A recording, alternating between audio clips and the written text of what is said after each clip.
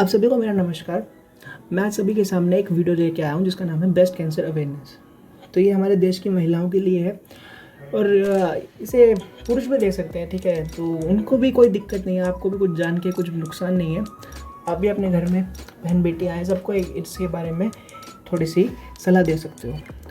तो आपको मैं बता देना चाहता हूँ कि अपने देश में जो इस टाइम मोस्ट कॉमन कैंसर है किसका, एक फीमेल का, दुनिया में भी और देश में भी, वो है ब्रेस्ट कैंसर, ठीक है, यानी कि स्तन का कैंसर। सिम्टम्स की बात करते हैं तो सिम्टम्स क्या हो सकते हैं? इसमें डिस्चार्ज हो सकता है निपल्स में, जो कि चाहे वाइटिश हो सकता है यानी दूधिया रंग का हो सकता है या ब्लडी भी हो सकता है, ठीक है। दूसरा है इन्वर्जन ऑफ निपल्स, यानी कि निपल का वापस अंदर चला जाना। डिम्पलिंग ऑफ द ब्रेस्ट, यानी कि स्तन के ऊपर एक डिम्पल बन जाना। दर्द होना यानी कि दुखन होना, ठीक है, या फिर लंप यानी कि एक गांठ का महसूस होना। ये सबसे इम्पोर्टेंट है, एक गांठ का महसूस होना, यानी कि मास इन ब्रेस्ट, ब्रेस्ट के अंदर एक गांठ। तो आपके लिए सबसे अच्छा तरीका क्या है अपने आप को बचाने के लिए? तो देखिए, कैंसर एक ऐसी बीमारी है जिससे कोई बच नहीं सकता, ठीक है। उसके अंदर यही हो सकता है कि भगवान ना करे अगर आपको कैंसर हो तो आप अपने आप को सही समय पर डायग्नोज करवा के, यानी कि सही समय पर, जल्दी वाले टाइम पर ही अपनी बीमारी को पकड़े और उसका सही समय पर निर्मित तरह से इलाज करा लीजिए। तो उसके लिए सबसे अच्छा तरीका है रेगुलर ब्रेस्ट एग्जामिनेशन, यानी कि रेगुलर ब्रेस्ट सेल्फ एग्जामिनेशन।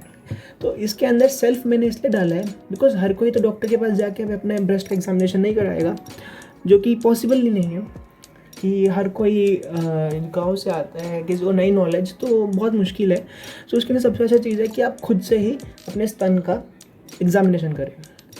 तो ये कब करना चाहिए और कैसे करना चाहिए?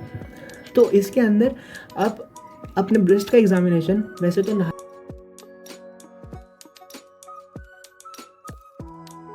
वक्त भी कहा जाता है, लेकिन आप बिना नहाए या नहीं नहाने के बाद भी कर सकते हो, ठीक है, ऐसा कुछ नहीं है, लेकिन प्रेफरेबली नहाते वक्त आसान है, ठीक है। आप इसे बैठ के भी कर सकते हो अगर आपको कंफर्टेबल लगता है, लेकिन प्रेफरेबली खड़े होकर भी किया जा सकता है, ठीक है।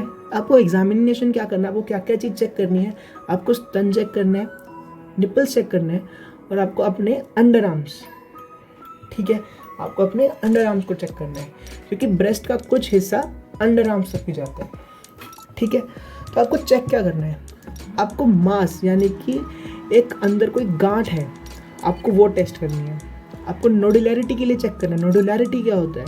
तो छोटी छोटी गोलियां सी बन गई अगर स्तन के अंदर, आपको उनको खोजना है कि अगर ऐसी कोई गांठ तो नहीं बन गई, छोटे छोटे ऐसे गोलियां सी टाइप तो नहीं बन गई, फिर किसी तरह की सोजश तो नहीं आपको महसूस हो रही है स्तन के अंदर, क्या उन सोजन को अगर आप दबा रहे हो क्या उसमें दर्द हो रहा है कि नहीं हो रहा है?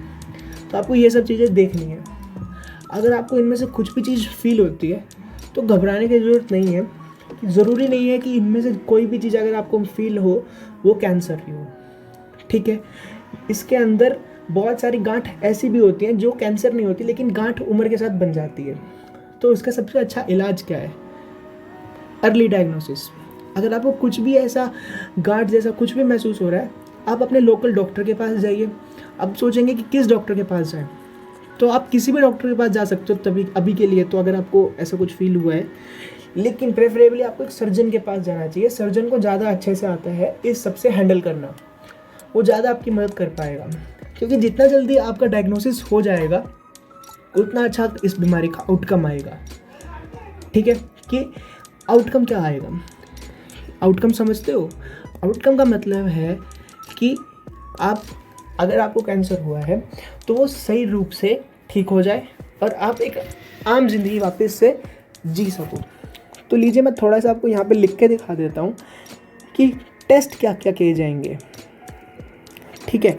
अगर मान लो आपको गांठ फील हो गई, ठीक है, आप गए एक डॉक्टर के पास, तो अब डॉक्टर आगे क्या स्टेप लेगा? तो मैं आपको ये भी जल्दी से बता देता हूँ, मैंने लिखना ही पाया, मैं भूल गया लिखना। तो सबसे पहले तो वो आपको एक मेमोग्राम, ठीक है, कराने के लिए बोलेगा। ये मेमोग्राम क्या है? मेमोग्राम कुछ नहीं है, एक्सरे है चेस्ट का एक स्पेशल तरह का, वो आपको एक मेमोग्राम करने के लिए बोलेगा। उसके बाद वो अल्ट्रासाउंड के लिए भी कह सकता है, अल्ट्रासाउंड के अंदर भी पता चल सकता है कि वो गांठ क्या है। उसके बाद आता है अब उसने ये सब कर लिया, अब उसको देखना है क्या क्या इसमें उसको लग रहा है डॉक्टर को कि कैंसर है कि नहीं है। अब डॉक्टर को या तो इसी में पता चल जाएगा कि नहीं यार ये कैंसर नहीं है, ये तो बस एक छोटी सी गांठ टाइप है या मसा टाइप कुछ है, ये कैंसर नहीं है, तो वो उसको वहीं पे छोड़ देगा। लेकिन अगर डॉक्टर को 1% भी अगर डाउट है तो वो अगले स्टेप पे जाएगा, वो होता है बायोप्सी। तो अब आप पूछोगे बायोप्सी क्या है। तो अगर ये किसी को गांठ हुई है यहाँ पर, तो डॉक्टर इसके अंदर एक सुई डालेगा, उस सुई को डाल के उसमें से एक छोटा सा टुकड़ा निकाल लेगा, उसे वो एक पैथोलॉजी वाले डॉक्टर के पास भेजेगा। पैथोलॉजी वाला डॉक्टर इसको दूरबीन से चेक करेगा, ठीक है, उसे दूरबीन से चेक करके देखेगा कि उसके अंदर क्या है। अगर उसको लगेगा कि इसमें कैंसर है, तो यहाँ से शुरू होती है जर्नी संघर्ष की, यानी कि यहाँ से शुरू होता है स्ट्रगल। और अगर उसको लगा कि इसमें कुछ नहीं है, तो यहाँ पे दे देगा नो कैंसर डिटेक्टेड, और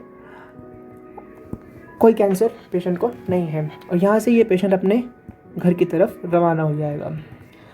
तो जिसकी किस्मत में या जिसकी भी जीवन का हिस्सा कैंसर में होगा, तो उसका स्ट्रगल यहाँ से शुरू हो जाएगा। उसके अंदर अब क्या होने वाला है, तो यहाँ से बहुत सारी तरह के टेस्ट शुरू किए जाएंगे उस कैंसर को पता लगाने के लिए। वो कैंसर क्या है, किस तरह का है, क्या उस पर किरणों का असर होगा, क्या उस पर मेडिसिन का असर होगा, अगर मेडिसिन का असर होगा तो कौन सी मेडिसिन का असर होगा।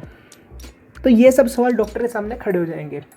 अच्छा, तो सवाल पूछा जाएगा कि डॉक्टर था कौन सा। आपने शुरू किया था एक सर्जन, जनरल सर्जन से, तो डॉक्टर कौन सा अब आपके पास होगा।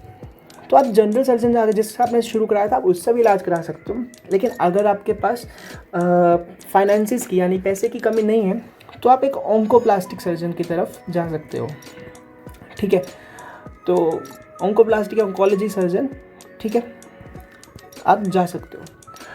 इसके अंदर गायनाकोलॉजिकल वाले सर्जन्स भी आते हैं, ठीक है, गायनाकोलॉजिकल प्लस ऑन्कोलॉजी वाले सर्जन्स भी आते हैं। तो आप MCH वाले डॉक्टर्स को ढूंढ सकते हो अगर आपके पास पैसे की कोई कमी नहीं है। तो ये आपको ज़्यादा अच्छा इलाज देंगे, लेकिन ये थोड़ा ज़्यादा चार्जेस आपसे ले सकते हैं। तो ये सब टेस्ट हो जाने के बाद, ठीक है, उसके बाद एक नया टेस्ट कराया जाता है, उसका नाम है PET-CT। ये देखने के लिए कि शरीर में कैंसर कहीं फैला तो नहीं है, क्योंकि अगर शरीर में कैंसर फैल गया तो जो इलाज है वो फिर से बदल जाएगा। PET-CT कराने के बाद अब होगी स्टेजिंग, कि कैंसर की स्टेज क्या है, ठीक है। उसने बहुत सारे डॉक्टर ने टेस्ट कराए, PET-CT कराया कि बॉडी में कहाँ कहाँ कैंसर पहुँच गया है। उसके बाद स्टेजिंग आई, अब उस स्टेजिंग के हिसाब से इलाज किया जाएगा। मान लीजिए स्टेज 4 है और 4 का भी आखिरी C है, तो डॉक्टर बोलेगा कि शरीर में बहुत ज़्यादा कैंसर फैल चुका है, अब कुछ नहीं किया जा सकता, तो यहाँ पर इलाज कुछ और हो जाएगा। लेकिन अगर शुरुआती स्टेज है तो उसमें इलाज की जो परसेंटेज है, यानी 5 साल के अंदर जो देखा गया सर्वाइवल करीब 95% है, यानी कि वो और जिसको ब्रेस्ट कैंसर हुआ है वो जल्दी पकड़ा गया है, तो अगले 5 साल तक 95% लोग उसमें से ज़िंदा रहे हैं, ठीक है। इसका सबसे बड़ा एग्जांपल है ताहिरा कश्यप, आयुष्मान खुराना की बीवी, आप सभी जानते हो, और उसने रिसेंटली अपना इसके ब्रेस्ट कैंसर का इलाज कराया है, ठीक है। तो सर्जरी हो जाएगी, इसके बाद सर्जरी की जाएगी, प्लस आपको कीमोथेरेपी भी दी जाएगी, और अगर रेडियोथेरेपी का कुछ काम है तो रेडियो भी दी जाएगी, ठीक है। इसके बाद डॉक्टर फिर से कुछ टेस्ट कराएगा, फिर से बायोप्सी जो भी उसको कराना है कंफर्म करने के लिए कि ये वाला पेशेंट अब कैंसर फ्री है, वो पेशेंट अपने घर जा सकता है। तो इस पूरी जर्नी ऑफ स्ट्रगल के अंदर आप कैंसर फ्री निकल के आ सकते हो,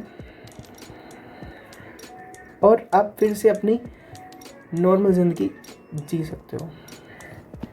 तो इस जर्नी के अंदर आपको बहुत टाइम लगने वाला है, ऑलमोस्ट 1 से 3 मंथ्स आपको लग जाएंगे। 4 से 6 साइकिल्स आपको कीमो की लगेंगी, किरणों की लगेंगी, तो बहुत संघर्षपूर्ण रास्ता है। मैं आशा करता हूँ आपको कुछ समझ आया होगा। अगर आपको कोई भी तरह का डाउट है, आप कमेंट्स पे डाल सकते हो, और मैं आपकी हेल्प करने के लिए सामने आऊँगा। देखने के लिए धन्यवाद, और मैं आशा करता हूँ आप कुछ सीख पाए होंगे। देखने के लिए फिर से एक बार धन्यवाद।